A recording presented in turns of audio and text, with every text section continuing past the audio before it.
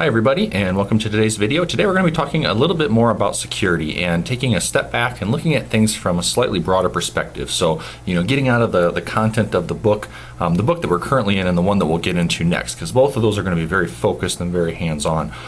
So with this one, today we're going to be talking about security incidences, some of the breaches that have happened in the last year to 2 years, based off of the, kind of the severity of those, as well as our ability now to look back and see more detailed information about what happened. Focus a little bit about malware as well, and so you can get a better understanding as to how that is used, how that is leveraged in some of these attacks. Because as you get out into the field and you start working, with security, hands-on as part of your day-to-day activity, malware is going to be one of those things that you will be constantly battling against.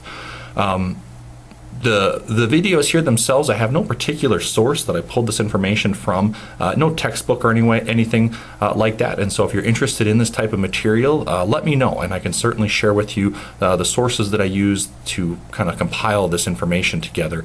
I didn't do a good job of sourcing anything here at the end of my slide deck. So if you download these and look from there, they're just not going to be there. So let me know if you're interested with that. Additionally, there'll be a couple of quizzes that we'll take throughout the beginning here, really through the beginning of the course, and these quizzes then will largely come from the material provided on these slides, on these kind of extra focused or outside of the book presentation. So as we talked about at the beginning of the course, we'll probably do 2 or 3 or 4 of these here at the beginning of the semester, just to help provide a broader understanding. And then as we get more, as we start to move deeper into the books here as we go, then we won't have as many of these. So, a couple of lectures a week for the first few weeks, and then we'll go to just single lecture, single lab. So with that, then we'll go ahead and we'll get started.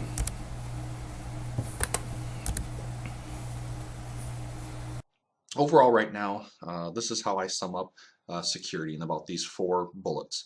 Obviously, this assumes a pretty high baseline, and that is that we've been dealing with malware and malicious software for quite a while, both on the PC and then now in the mobile space. The malware tends to migrate towards the Android operating system, and that's for a variety of reasons. We're not really going to get into the details of that, but it's everywhere. So security is a big concern.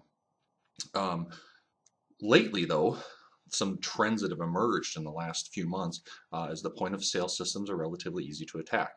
Case in point would be Target, and we'll spend a few minutes talking about Target here later on today. Banking malware is trending up, and it's also evolving. So what is banking malware?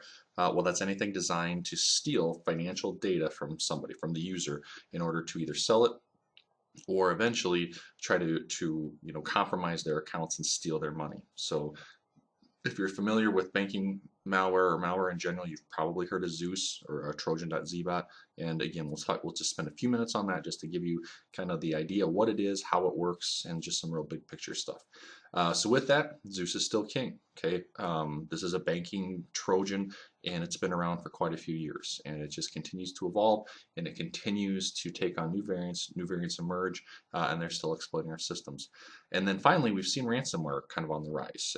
If you've heard of CryptoLocker, that's came on the scene here earlier this last year, or late this last year, September timeframe, and it's been really effective. And so ransomware isn't new. But what's new about this version, CryptoLocker, is that it's actually done correctly, and so it is truly ransomware. And with that, we're seeing variants of it because criminals see this as a very pliable method of extracting funds from people, and so now we're seeing different variants of it. Notably would be on Android.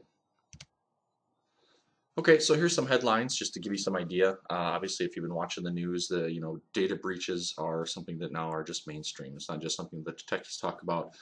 It's something that happens. There seems to be about a major breach every month, and it's not a good thing that's going on, and it all revolves around security. So we look at April 28th, 2014. AOL's been involved in a relatively large breach, around 2.5 million users, and of those users, about 2% of those accounts becoming spam generating accounts. April 14th of this year, 9 charged with conspiracy to steal millions. This indictment came from the Department of Justice, and it's alleged that they're using thousands of business computers infected with Zeus. Neiman Marcus was hot on the heels of Target, so a lot of potentially affected customers there. All these potentially affected customers, these are usually approximates. Whether or not the company puts out exact numbers, Usually it's left up to us to speculate exactly what they're talking about as far as the total numbers and the affected users. More recently here, that's not even on the slide, is eBay. And it's now, I'm hearing reports that it's all eBay users are affected. And I believe they have a user base of about 170 million, which if this is correct, then this is probably one of the biggest, if not the biggest breaches in affected users that we've seen to date.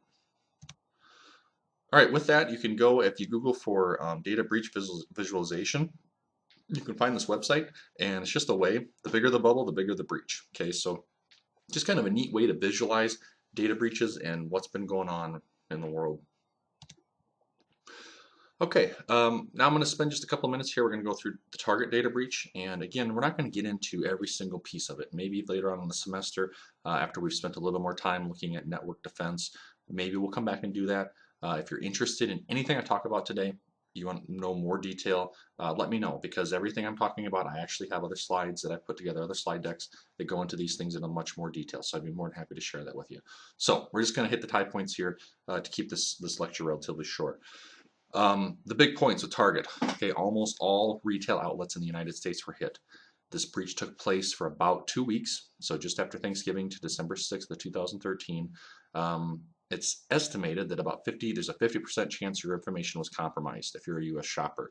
I can tell you, between you and me, you being the one listening to this video, my family was affected, my wife and I. So there's your chances, there's your odds right there. Approximately 110 million people affected. And this number just blows my mind, but 11 gigabytes of data was exfiltrated from their networks, okay? 11 gigabytes of data, and these guys were exfiltrating largely just credit card numbers and names along with that associated with those credit card numbers. This went on for about 2 weeks, so this is just a phenomenal amount of data to be exfiltrated over 2 weeks undetected, and it was sent back to some criminal in the Ukraine. Okay, this is where people started talking about point of sale. This is where point of sale finally has started to make the headlines, and the discussion is how vulnerable are point of sale systems. Well, we won't get into too much detail there, but point of sale systems usually run some embedded version of Windows, and so we need to treat them a lot like any other endpoint in our network infrastructure. There is malware written specifically to run on point of sale terminals, and that's what was suspected here. What makes malware unique to point of sale terminals? Usually it's just scraping memory. It's scraping memory on those machines, looking for specific processes, and then trying to find unencrypted data in that memory to exfiltrate it back to the bad guys. Okay, and if you look at the bottom of the slide deck there, you can see when you look at the magnetic strip on a credit card, there's actually 3 tracks of data that's embedded in that strip. Track 1 and track 2, that's where the credit card number and some associated, usually the name goes with it. So track 1, track 2, that's the data. When they talk about it searches for track 1 and track 2 data, that's what they talk about. So if you read anything about point of sale malware. How did it happen? Well, it's kind of an interesting story, and that a third-party contractor was the one that was first victimized, essentially. He fell prey to what we can assume to be some sort of a spear phishing or spam campaign. Got a Trojan keylogger on his system. That keylogger sent credentials to a contractor portal hosted by Target. The bad guys then took his credentials, went to that contractor portal, somehow found a vulnerability, exploited that. From there, they were able to get into the network, and now they were able to enumerate systems. They found a file server.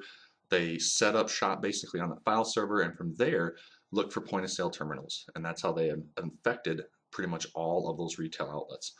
They installed a Trojan. That Trojan scraped memory, looked for credit card numbers, sent it back to that file server. The file server exfiltrated 11 gigabytes of data back to 3 FTP servers. So that is essentially the anatomy of the breach. Here you have a nice infographic that depicts the process. Okay, so more or less everything I just talked about.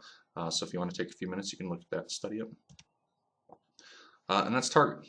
Okay, we can get into at some point, defenses and a little bit more about the actual specifics of the breach, but we're just talking headlines right now. All right, so the next one you probably heard of was Heartbleed. All right, this was named it was dubbed Heartbleed. It was given a CVE of 2014-0160.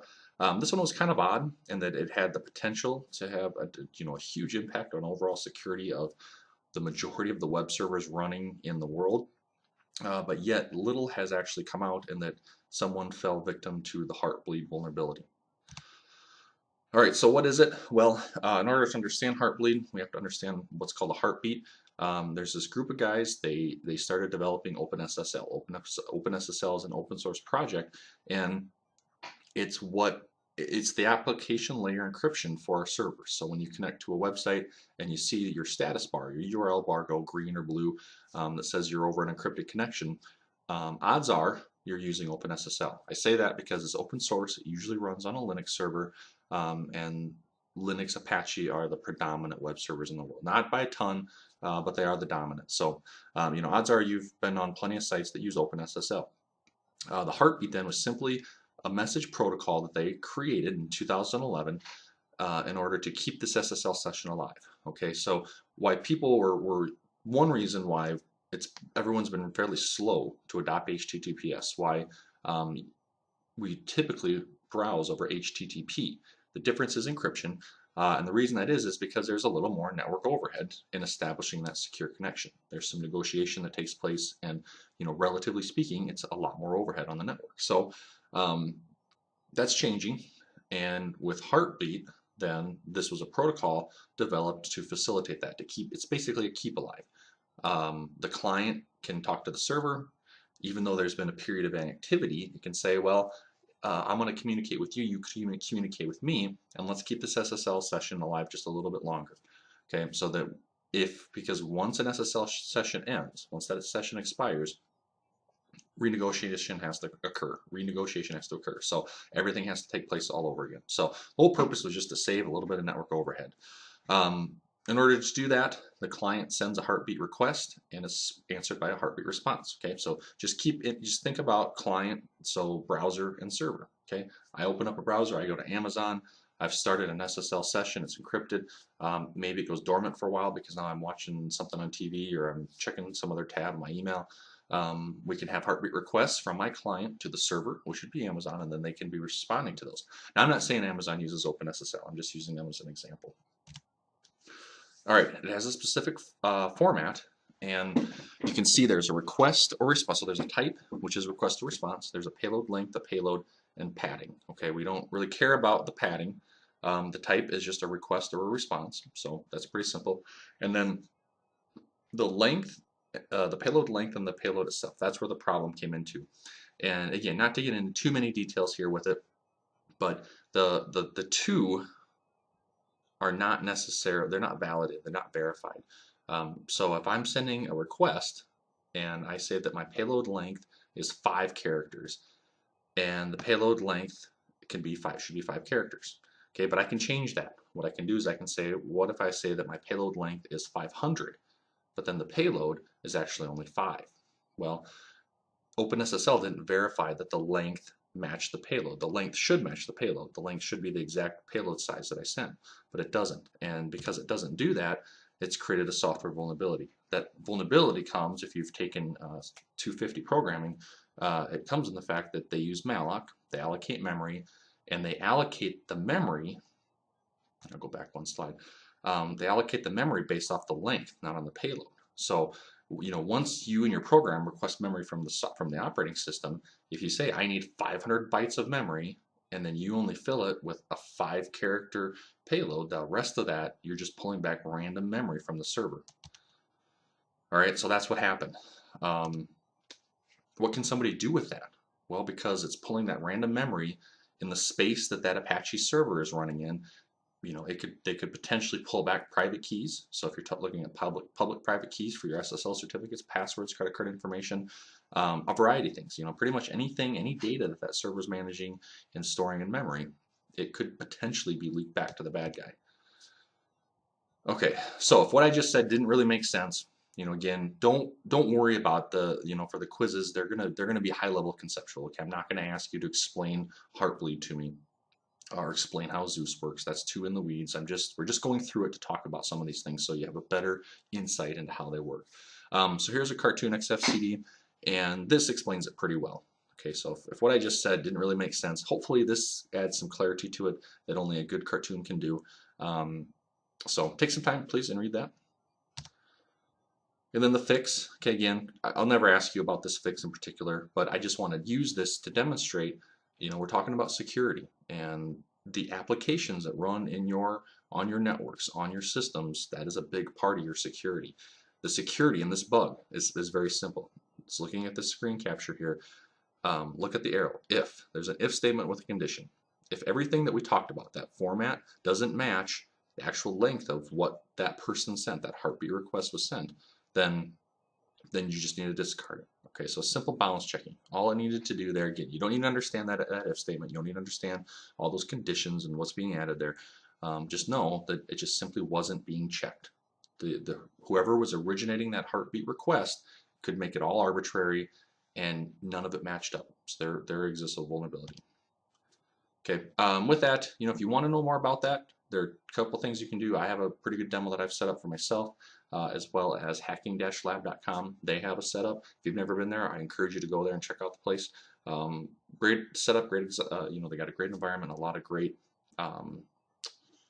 exercises. Sorry. All right, so CryptoLocker. What is CryptoLocker?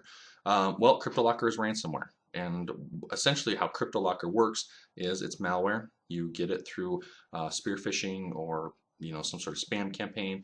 Bottom line is you have some malicious file, you click on it and you run it. Okay, it's a program. And once it runs, it does a whole bunch of things that malware typically does. It moves itself around, it tries to hide itself, and modifies the registry so that it starts every time you reboot your computer. And then it goes through certain areas on your computer. It's a Windows only piece of malware, at least right now it is. It goes through things like your documents, and it looks for particular file extensions, .text, .doc, .png, .jpeg, whatever, and it encrypts them. It uses public and private key encryption, and so that's what makes this really effective, is that before it starts to encrypt, it phones home to some bad guy's server, and that server then generates a private and a public key. So what does that mean? It means that they're unique keys just for you, for whoever just ran this malware. It sends the public key back, and now the Trojan or the malware itself on the infected target can use that public key to encrypt all of the files that it wants. Okay, the only way you can decrypt those files is with the private key. Well, who has the private key? The bad guys do, and that's how they now hold your files for ransom. So that's why it's called ransomware. Numbers for what you have to pay to get that private key have varied. $300 has been kind of the last one that I checked. And you pay them, and then they release the private key to you, and now you can use that same piece of malware to put that private key and decrypt all your stuff. This is also a time limit with this. This isn't just an open-ended, it's encrypted and you can just pay us whenever you want. They usually set a 70 to 100-hour time limit in order to put some expediency on you, to really make you do it. So I read a lot of reports. Some people have had good luck getting the keys back and then decrypting their content. Some people haven't, and they've just left them decrypted. I haven't heard any reports of anybody, once CryptoLocker has encrypted their stuff, defeating it outside of going to a good backup. These are according to my calculations, so please take that for what it's worth. Just keep that in mind. But there was estimated between 200 and 250,000 infections by February of 2014. Based on a Bitcoin value. They usually were one of the best methods to pay the ransom was through Bitcoin. That puts it at about $40 million. So $40 million in roughly 5 months, I said, it's pretty good work. And that's why these types, this type of malware is, as I predict, going to become more and more popular, more and more prevalent. All right, so infection vectors. All right, we know they come through emails with attachments. There's some examples here you can look at. If you're already infected and part of a botnet, it's possible that you could get some malware uploaded to you through the botnet. Bottom line is that once the user executes the program, then there's really nothing they can do. This particular piece of malware doesn't rely on administrative privileges. Okay, it just needs a normal user account, and it can do its thing. Okay, Windows 7, Vista, and XP. So, the normal Windows family of machines is the intended targets. We haven't seen it. I haven't seen it jump anywhere to any of the platforms as far as the CryptoLocker variant or CryptoLocker family itself. There is ransomware starting to show up on Android, and I think I just saw this morning some ransomware showing up on iOS devices in Australia, although I don't know a whole lot about that. All right, we're not going to go into these details here. They're part of the slide deck, but again, don't worry about this stuff. I would never ask you this kind of thing on one of these quizzes. These quizzes will be all just high-level, conceptual. I'm not going to say what file extension does CryptoLocker look for so don't worry about that. Once it's infected, you get a screen cap or a screenshot here, a little pop-up window that says your files are encrypted. And if you click on the next, it's a GUI. They walk you through how to pay them and then how to get the key to decrypt your files. Okay, it doesn't limit itself to just the host. It tries to scan the network, USB drives, anything else it can find, and encrypt that stuff as well. Is recovery possible? Yes, you can pay the ransom, or you can do good backups. And good backups that you're paying attention to them. The backups don't get encrypted because they're not attached through USB. And also, you haven't started pushing encrypted files to your backup as well. So, that's the best way to recover, is a good backup. All right, so what about Trojan.zbot or Zeus? Well, it's a Trojan horse, and its main goal in life is to steal confidential information from the target. That is typically in the form of financial data. Okay, it's also a general purpose backdoor. So what that means is that once you're infected with Zeus, it's configurable. It phones home all the time, and it looks for new commands. It can adapt and change its behavior, and it can do other things. It can do keyloggers. It can move files around. There's a whole list of things it can do. This guy's been around for a long time, first detected in July 2007.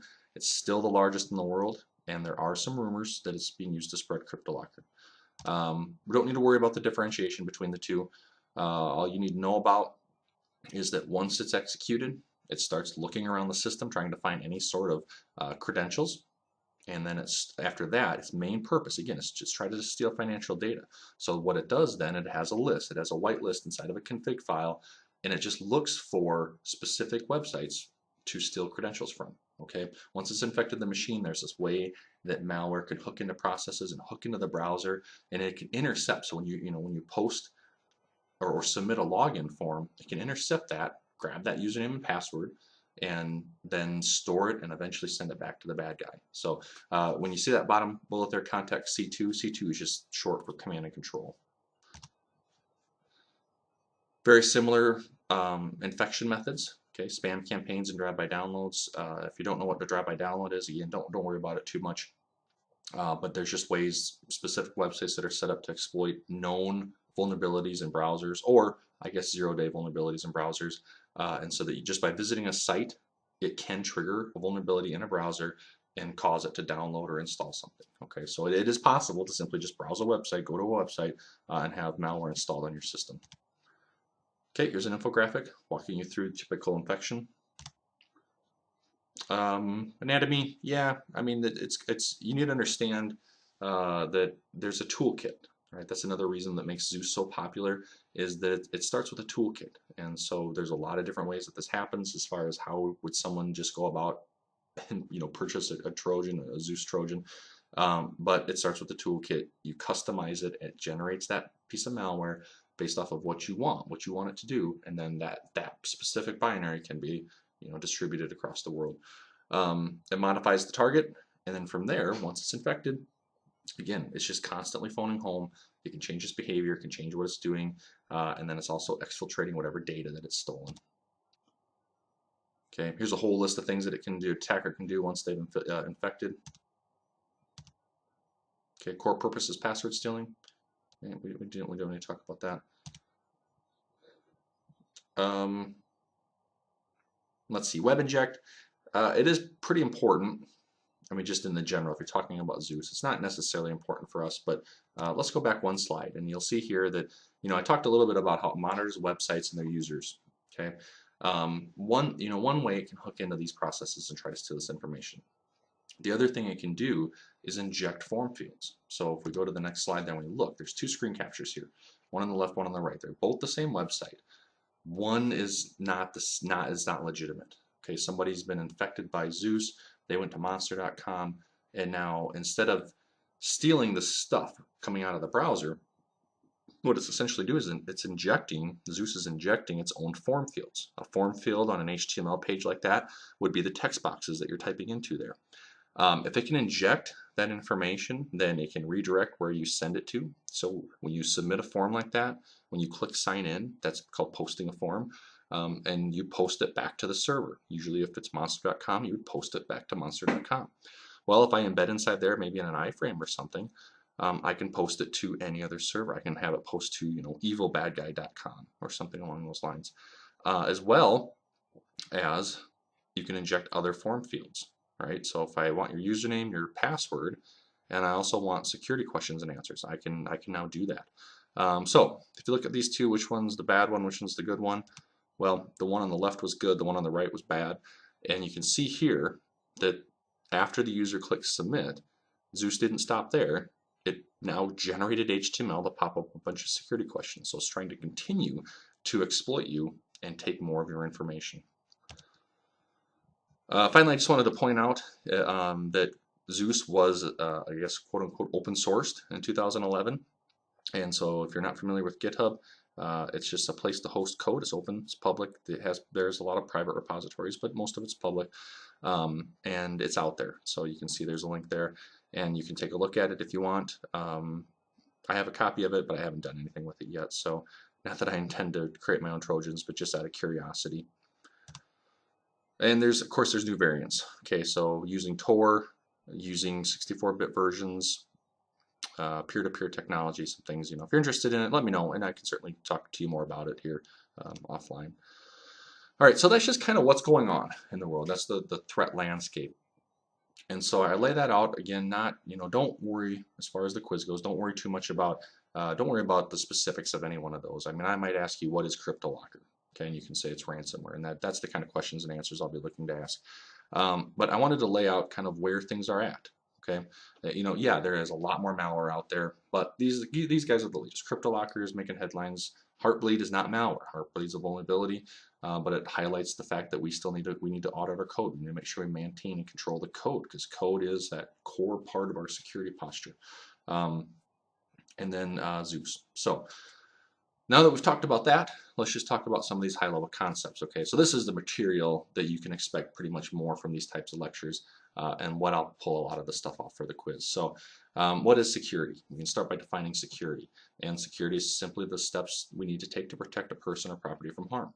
Okay, so now if we take that definition and we apply it to information security, we have a pretty similar thing. It's the task of securing information. It's in a digital format, from harm, from compromise, from manipulation, from yeah, you name it. So with information security, that's what we're doing. That's what it's all about. We also need to ensure that the protective measures are properly implemented. Okay, so it's not enough to just say we're going to use SSL. We need to make sure that we're using SSL correctly, and there's a lot of ways to do that and not do that. There's an acronym that you need to be exposed to at some point. If you didn't get it in this course, you'll hear it plenty throughout your studies here, and that's CIA. Not CYA, CIA. That's confidentiality, integrity, and availability. Okay, so confidentiality, that is that as you're managing data, the data is only being seen by those that you want it to be seen by. Okay, when I go to Amazon.com and I type in my credit card to purchase something, the only person I want to see my credit card information is me as I'm typing it, and ultimately however they get it through Visa. I don't want anyone else to see it. It needs to be encrypted the entire way. If you work in the government or the Department of Defense, oftentimes you're dealing with the classified documentations, secret, top secret, and other classifications, and that's all a way to maintain the confidentiality of information. The integrity, all right, that's a huge part of it, and that when I access resources from a remote location, from a remote server, I'm sitting at home and I'm accessing your grades through WebAdvisor or D2L. That's not a server that I have running at DSU. It's not a server that we have running in my house. I need to make sure that the information, the integrity of that information is maintained, that what I submit to them is not tampered with, what D2L or WebAdvisor or Amazon or your banking institution, the information they send back to me has not been tampered with. Okay, and so we have integrity has to be a core part of the information security and how we defend and maintain our systems. Availability as well, and that is that data needs to be made available. Simply put, distributed denial of service or denial of service attacks are a way to eliminate the availability of information or data or resources that we want to be able to access. And it's not only through outside or external actors that can affect the availability, it's also internal as well. You'll hear oftentimes that CIA, that security in general, it's the balancing between security and usability, security and user experience, and that the tighter you make your security, usually the tougher or more onerous the user experience is. And availability, you can have that same impact on availability. You can have data so locked down, so restricted, and buried so deep in the network that it takes a person so much effort to get there that it's practically unavailable. So just keep in mind that availability, there's a lot of different ways in which we need to look at and measure the availability of the resources and the data that we're working with. All right, so it doesn't end at CIA. We also need to talk about AAA. That's authentication, authorization, and accounting. I think all those three pretty much speak for themselves. You know, one kind of piggybacks on the other, in that when I request something, okay, I'm requesting access to some resource, and we'll just use that term resource as kind of a broad term for data or a system or a process or a server. But when I request permission, there needs to be authentication. You need to be able to, I need to be able to prove to you somehow that it's me, and oftentimes that's in the form of a username or password. Once I've been authenticated, then the system has to check for authorization. Okay, just because you can identify who I am doesn't mean that I'm authorized to access that information. If we think about the world of classified information in the government, you have top secret and then secret. And so when I want to access, maybe I only have a clearance for secret information. Top secret's a higher classification. So if I go to access that information and the system can say, yep, I can verify that it's you, Josh, but you're requesting access to a top secret document and you're only cleared to a secret document. And so that request needs to be denied. Authentication happens, but authorization needs to stop it. And then accounting. Okay, we need to track what's going on, who's doing what, how they're accessing the systems, so that we can essentially create an audit trail. And that audit trail can be used for a variety of reasons. It can be used for legal recourse. It can be used to protect yourself. So it can be used for auditing to make sure you're in compliance with industry regulations. It can be used to try to build, rebuild the steps of an attack. All right, so an example I just gave you, if I am trying to access a top secret document, I only have a secret clearance, accounting something needs to be logged, and not only in real time, but then to allow someone to investigate and say, okay, why did he try to access information that he was not supposed to have authorization to, and didn't, even though it was denied, it still could be a serious enough offense that someone would want to investigate that. Okay, and that's in the world of classified information. It's your systems. If you're working in a bank or credit card processing company and you have, tens of millions of credit cards, if someone tries to access that, it's very critical that that someone is notified and the activity that that person is doing is recorded, so that defenses can be built around that, investigations can occur, and future attempts can be stopped before something gets compromised. Okay, so that's some big picture topics. I also wanted to take a minute just to make sure everybody's heard these terms before, and just spend a minute talking about who and what they are.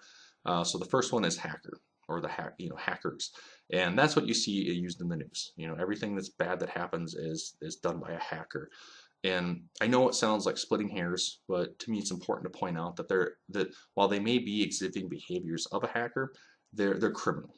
If I've infiltrated Target, I've installed malware, and I'm stealing credit card information, I'm no longer a hacker. To me, that you're just plain flat out a criminal. So in my mind, there is a big difference between the two. The standard definition of a hacker is someone that just likes to explore. Criminal now is, again, hackers can take their skills and their curiosity and turn it into criminal behavior. So, but again, the media doesn't usually differentiate between that. So hackers, when you see it on the news, it's typically referring to a criminal, but it's anyone that's violated the intent of some system, or bypassed a process, or found a different way of doing things. Script kiddies. So what is a script kiddie? Well, that's just simply somebody who really doesn't know what they're doing. They typically will have downloaded a tool, and then they try to use that tool to perform some sort of really sophisticated hack, even though they really have no idea what they did. So is Burp and Zap a script kiddie tool? Yeah, it pretty much is. You can't do a lot of exploitation with those tools, at least not with the free version of Burp. When we start looking at later on in the semester, we'll look at Metasploit, and that is a tool that you could do. We will do in our own controlled environment. We will do exploitation, and so that would be, if you've never done anything like this before, you've never done any hacking or pen testing or security, you've never seen these kind of tools, this is all brand new to you.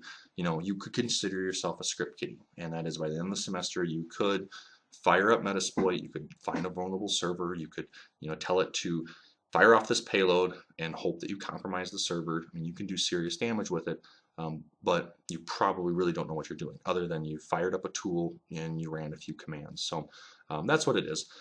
Spies.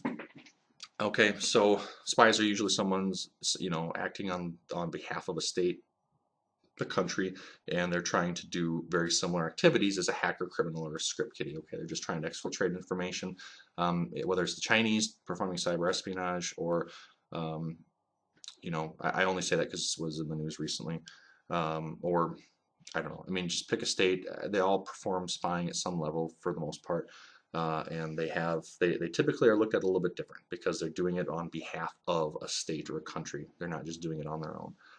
Insiders, okay, so that's still a very real threat. An insider can be any of the above, but typically they're working on the inside. I'm a GE employee and I'm trying to steal information from GE. Cyber terrorists, okay, they could be hackers. Again, they could be all the above as well. And that is just that they're using their skills to try to create terror. Now, we haven't really seen a lot of that.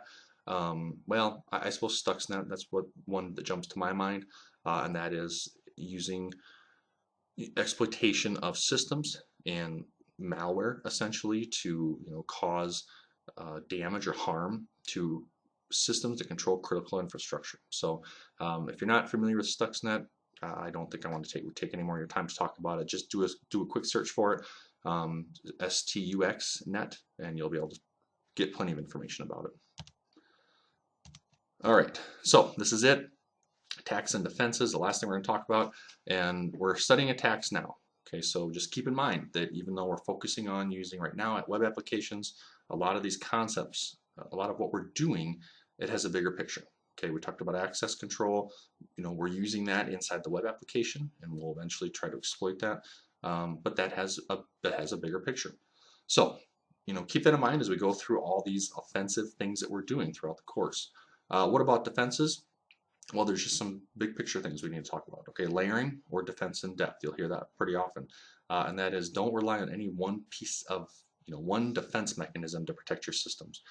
Don't set up a firewall on a web server and expect, or in front of your corporate networks and expect that to do the job of all your defense, and then forget about doing anything else to those systems behind your firewall, because someone's eventually going to be able to exploit that firewall, or the attack won't even come from outside. It'll come from internal, and the firewall won't play a role depending on how it's configured. So defense in depth is a strategy that you need to be familiar with and you need to be able to adopt. Limiting, okay, that talks about who has confidentiality, who has access, who needs access, and always ask those kind of questions. Diversity, that ties into layering, and that is that choose different vendors from time to time. If company Y provides a suite of security solutions, that doesn't mean that you have to buy every single one that they offer, because maybe they have an inherent vulnerability in all of their products that can be bypassed. So keep your options, keep your defense in depth strategy diverse. And then obscurity, and there is security through obscurity, and that just simply boils down to an outsider trying to attack you just appear unpredictable. That doesn't mean that you are unpredictable. You may have a method to the madness inside your own systems, inside your own company, but to the outsider it needs to look unpredictable, and so that can be a part of your security strategy. All right, that's it. That covers the lecture today. Again, for everything, when we talk through the first half of this lecture, CryptoLocker, Zeus, Heartbleed, don't worry about any of the details of that. Okay, if I ask you questions on the quiz, it'll just be high level. I just want to stress that so that I don't cause any anxiety or angst here. Focus more on the last few slides there, just the big picture stuff. I will be asking questions out of the slides and from what we talked about in the lecture. Okay, so don't feel compelled to buy the book either. And that's it. So let me know if you have any questions. Thanks.